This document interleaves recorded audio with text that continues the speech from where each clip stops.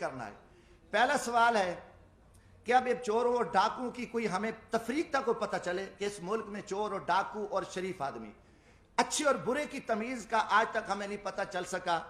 جب یہ پچھلے دنوں 2017 سے یہ شروع کام ہو گیا تھا، 16 سے ہی بلکہ نواز شریف صاحب کے خلاف، تو میں نے قومی اسمبلی میں یہ بات کی تھی۔ میں نے کہا بات ہے کہ یہ وہی نواز شریف ہے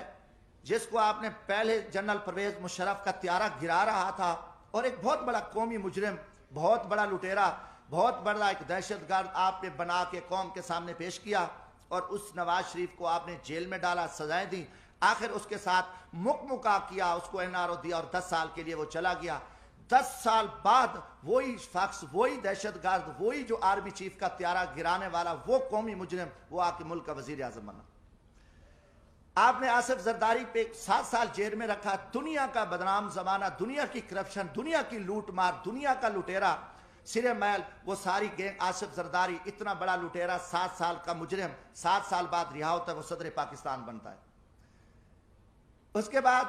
پھر یہ فارمولا کہ نواز شریف نے وہ میمو گیٹس ہوں، وہ ڈان لیکس ہوں، ملک دشمن، اس نے مودی کے ساتھ دوستی لگائی، اس نے افواج پاکستان کے خلاف سازش کی، اس نے جندال کے ساتھ بیٹھ کے افغانستان میں سکریپ کا سودا کیا، راستے میں اس کی گاڑیاں بارڈر پہ پکڑی گئیں، ان کو بڑا کچھ کیا، اور اس کے بھائی کے اوپر شہباز شریف، اس کی بیٹی، ان کے بھتیجے، سب قومی مجرم ڈکلیئر ہوئے، جنہوں نے اساس اداروں کے قومی راز امریکن کو دیے، مودی کو دیے، ان کی نواسی کی شادی میں اس نے شرکت کی، اس کو، اور اربوں کا وہ مجرم ہے۔ اب اس کو آپ پکڑ لیتے ہیں، اچانک وہ مجرم، اس کی سپریم کورٹ بیٹھتی ہے، سزائیں ہو جاتی ہیں، نااہل ہو جاتے ہیں، وہ بیمار ہوتا ہے، اس کو ماضی کی طرح بھگا دیتے ہو۔ اب ان کے پورے وزیر مشیر آپ دیکھیں گے، شہباز شریف ضمانت پہ، وزیر داخلہ جو رانا ثناء اللہ صاحب ہے، اس کو کس نے پکڑا؟ ANF نے، اینٹی نارکو ٹیکس نے اس کو فوجیوں نے پکڑا، اس کے اوپر 15 کلو ہیروین کی FIR، وہ ضمانت پہ ہے، وہ وزیر داخلہ ہے۔ یہ سارے پکڑے گئے، مجرم تھے۔ مجرموں کے بعد آپ دیکھیں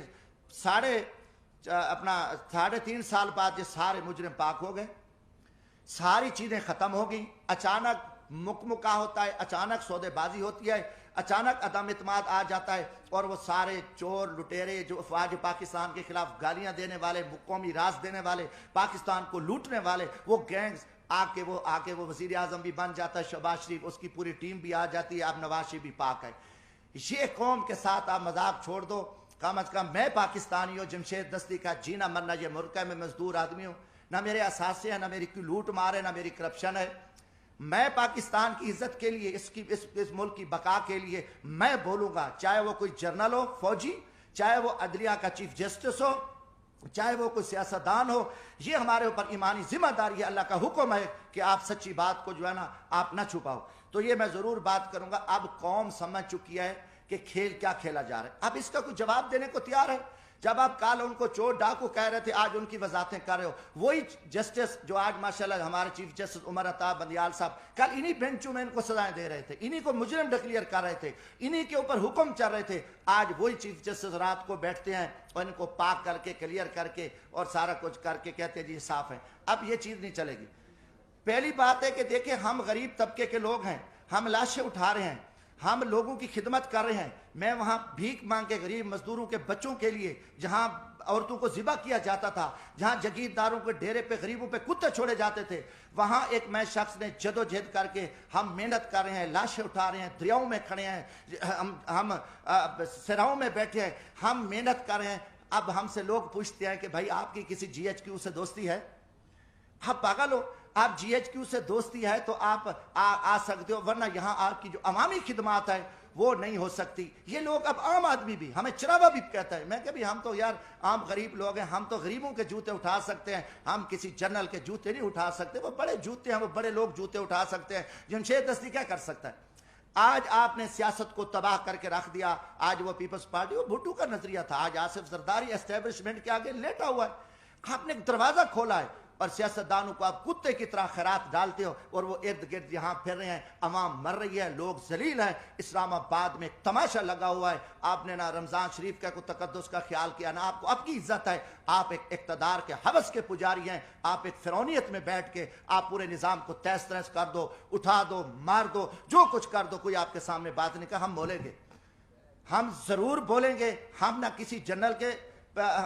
سے ڈرتے ہیں، نہ میں کسی سپریم کورٹ سے ڈرتا ہوں، میں اللہ کی ذات سے ڈرتا ہوں۔ ہم انشاءاللہ اس ملک کی بقا کے جہاں بھی ہمیں موقع ملا، آج بھی میرا دل زخمی تھا، کافی دنوں سے ایک جھوٹ چل رہا ہے، میڈیا کو بھی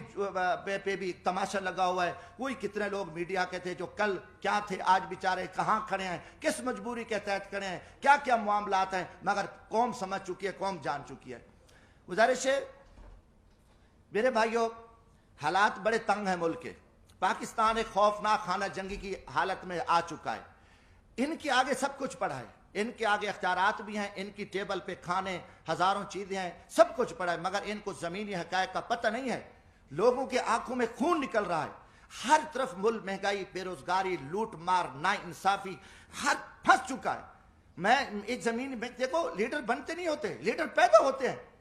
آپ جب جی ایچ کیو سے لیڈر بنا کے قوم پہ مسلط کرو گے تو یہ تباہی کریں گے، انہیں عوام میں کیا جا کے کرنا ہے، انہوں نے تو لوگوں کو ذبح کرنا ہے، نہ ورکر کلاس بچی ہے، نہ کوئی چیز بچی ہے، سب کچھ آپ نے تہس تہس کر دیا۔ زمینی حقائق کچھ اور ہے۔ میرا تعلق ایک جھاڑو والے طبقے سے ہے، ایک ریڑھی والے، رکشے والے، ایک ہاری طبقے سے ہے۔ میں عوام میں دیکھ رہا ہوں کہ عوام میں جو لاوا پک چکا ہے، وہ ٹھیک ہے، آپ کا خوف ہے، آپ کا دبدبہ ہے، آپ کا تھانہ ہے، آپ سے ڈرتے ہیں، مگر اس کا انجام خوفناک ہوگا۔ پاکستان ایک خانہ جنگی کی حالت میں، آپ کو پتہ بھی نہیں ہے کہ ملک کے کیا حالات بن چکے ہیں۔ آپ بند کمروں میں بیٹھ کے، فرعونیت میں بیٹھ کے، آپ سب چوروں کو، لٹیروں کو، کرپٹ، ہم آپ سے پوچھیں گے۔ یہ سوال میں جی ایچ کیو سے بھی کرتا ہوں کہ یا کل یہ چور، ڈاکو، لٹیرے، بدماش ہیں تو پھر ہم چوریاں کرتے ہیں، ہم ڈاکے مارتے ہیں، ہم لوٹتے ہیں، پھر یہی طریقہ ہے کہ جب سب لٹیرا، ڈاکو، ملک دشمن، ملک کا وزیر اعظم بنے، ملک کے وزیر بنے، عہدے بنے، تو پھر یہی طریقہ صحیح ہے۔ اب عوام کو، عوامی لوگوں کو، عوامی نمائندوں کو آپ ذبح کر کے آپ نے گیٹ نمبر 4 کھول کے